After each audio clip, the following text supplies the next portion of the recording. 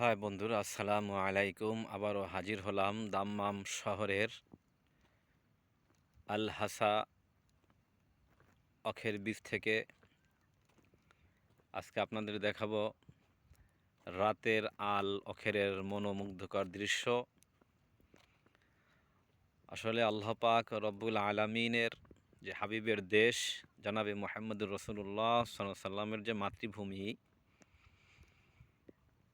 আসলে একটা সৌদিতে না আসলে বোঝা যায় না যে সৌদিতে আল্লাহ পাক রব্বুল আলামিন কত বরকতপূর্ণ এবং রহমত ঢেলে দিয়েছেন। মানুষ ইউরোপে যাওয়ার জন্য পাগল, টাকা হলেই যাইতে পারে ভাগ্যে যদি থাকে।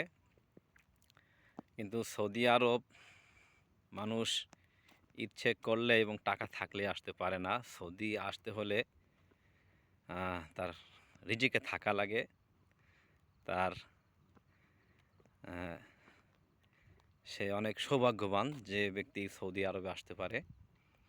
আল্লাহ পাক রব্বুল আলামিনের কাছে অনেক শুকুর যে আল্লাহ পাক রব্বুল আলামিন আমাকে সৌদি আরবে আনছেন এবং সৌদি আরবের কাজ করার সুযোগ করে দিছেন। তো বন্ধুরা, আজ এখানে এ পর্যন্তই।